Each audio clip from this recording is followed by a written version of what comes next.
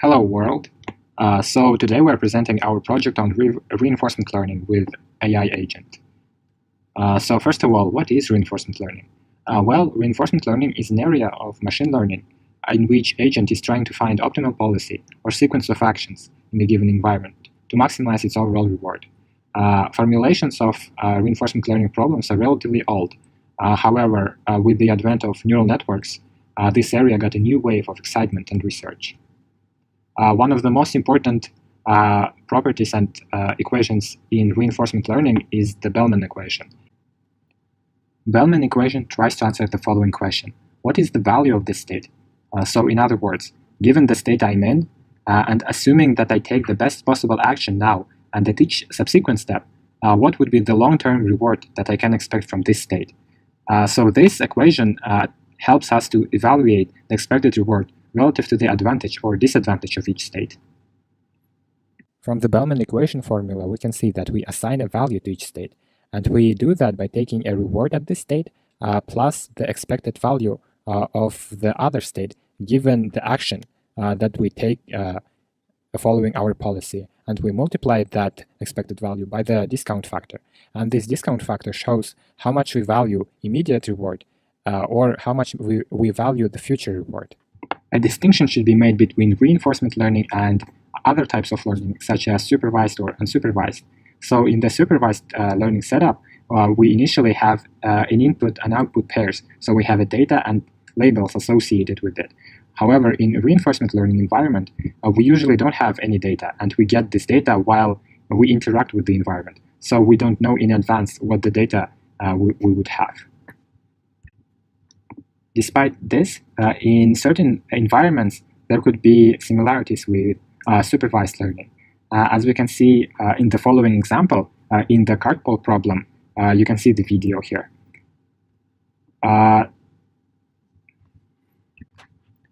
The way we can transform this problem into a classification problem is by taking random actions in this environment and only taking records of the sequences of actions that are doing relatively well compared to the complete random actions. So for example, when doing complete random actions, we would on average get a reward of 11 points. However, we only take subsamples of those random actions where the average reward is about 50. The reason why we can do this is because we get continuous update of our reward from the environment. In other words, we always get a feedback from the environment on how well are we doing. So that's why we can turn this feedback into labels. Another thing to note is that our possible states and possible actions is relatively small. However, there is a greater number of situations where we cannot do that. And the reasons for that is because the sample space is quite large, and we cannot possibly get all the random actions, all the successful random actions from those samples, from that sample space. Also, in other situations where we don't have a constant feedback from the environment, we cannot do that also. So for example, in the following problem, we get a reward of +1 when we get our car to the top of the mountain. However, in other cases, we don't get any feedback from the environment. Here you can see the list of algorithms that we try to use in this problem. The first one I would like to talk about is epsilon greedy Q-learning algorithm. On the following slide, you can see the pseudocode implementation for our Q-learning algorithm. I would not go into all the details of this code. However, one important thing about this algorithm is that we are updating the Q metrics at each step during the training. So in other words, we're training at every iteration during our training process. This is very different from a similar algorithm in which we train at each episode of the training.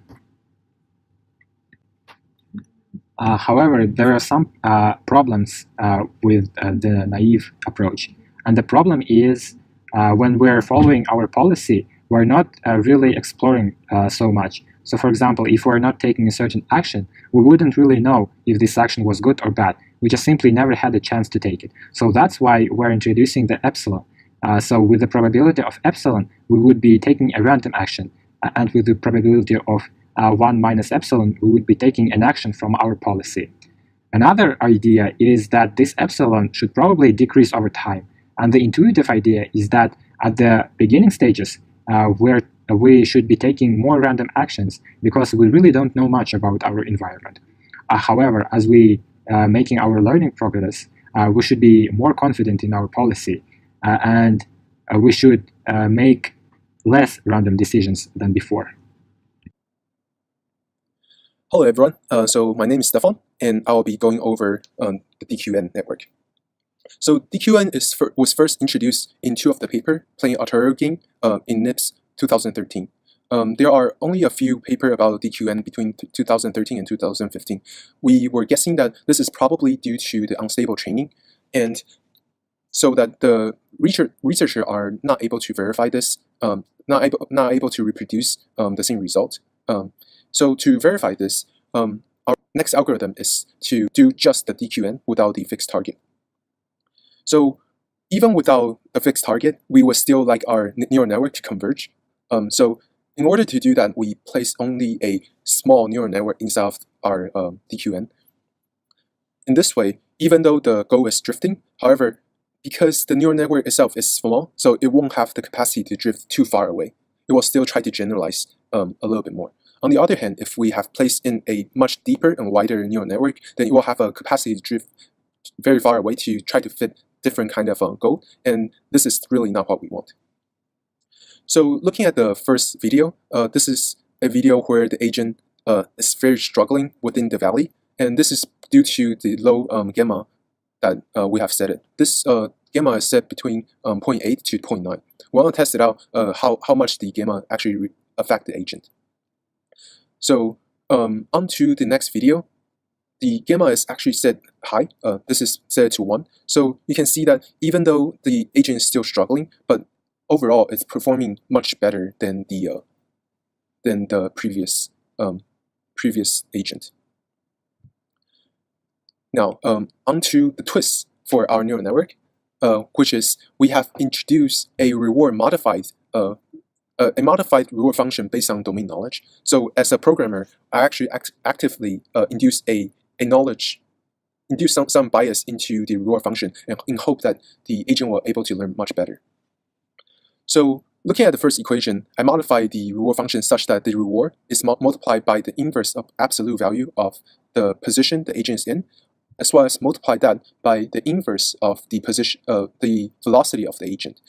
So intuitively, if the agent is able to get a higher position, then it shouldn't be penalized as much because getting a high position is actually part of what we want. And on the other factor as well, if the agent is able to get a faster velocity, then this is also what we want. So the agent should be penalized less instead of everywhere it goes, it gets a -1 result, reward.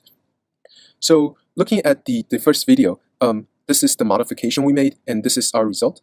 So even though the agent is doing okay, but it's still not doing well enough. And we suspect is that the reward is actually drifting a lot because the reward now is like multiplied by 2 of the multiplier. So in a sense, the agent will have a harder time to learn the reward because the reward is somewhat more chaotic now instead of just a -1 constant.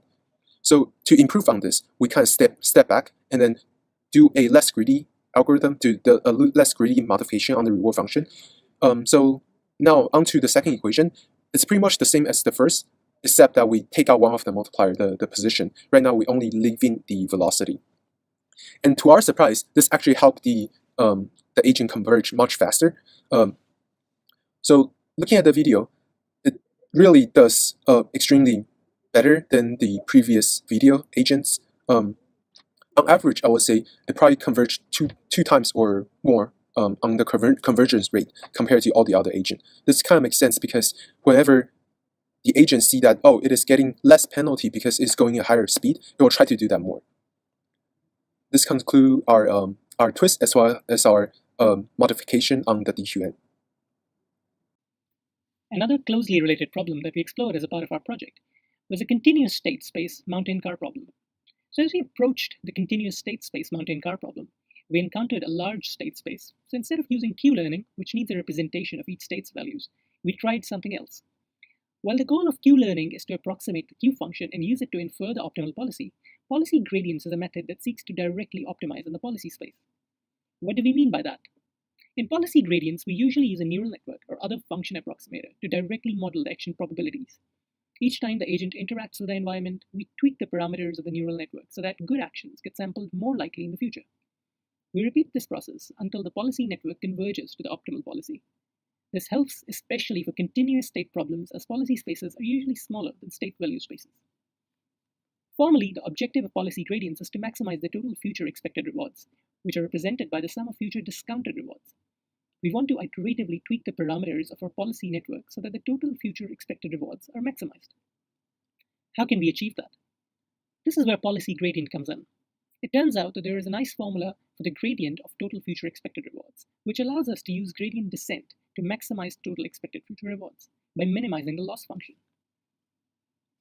When we applied this algorithm to our problem, we found that our algorithm began to learn quickly, but ultimately found itself stuck in a local minima, unable to improve as the reward got closer and closer to zero. So we need something better. So far, we've seen value-based methods where we estimate the value functions, and the policy is usually implicit, such as epsilon greedy or stochastic exploration, as we've seen. We saw policy-based methods just now, where we estimate the policy, but there is no value function. Let's now see a hybrid called active critic methods, which will estimate the policy and estimate the value function. The policy used to generate the samples could be different from the one which is evaluated and improved, i.e. the behavior policy of a model may be different from the target policy. This allows the critic to learn about the actions which are not preferred by the target policy and therefore improve the target policy. In the policy gradient method, we had another big problem. We are in a situation of Monte Carlo, waiting until the end of episode to calculate the reward. We may conclude that if we have a high reward, all actions that we took were uniformly or average good, even if some of them were really bad. What if instead we can do an update at each time step of our policy gradient method? The active critic model is a better score function.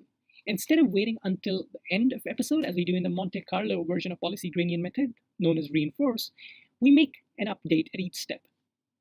This is also called temporal difference learning. Because we do an update at each step, we can't use the total rewards instead. Instead, we need to train a critic model that approximates the value function. Remember that value function calculates what is the maximum expected future reward given a state and an action. This value function replaces the reward function in a policy gradient that calculates the reward only once at the end of the episode. We implemented an active critic method on our algorithm and the results look good. We got some convergences pretty earlier on. However, we found that the variance in our results are quite large. Here's a quick chart comparing policy gradients to active critics. So you see what I mean. While policy gradients got stuck at the minima, active critics made progress. The variance is still large. This is not so desirable as it's happening largely because our updates are based on individual actions updates. An action may be bad, but it might still be the best available action in that particular state. We can get around this problem by updating on the basis of the action's reward in the context of the state's value. That is, by updating as per the advantage or the disadvantage that action carries in the current context. By subtracting a proper baseline, such as the state's value, we ensure that the scaling factor is only positive if the action is good and negative if the action is bad compared to that baseline.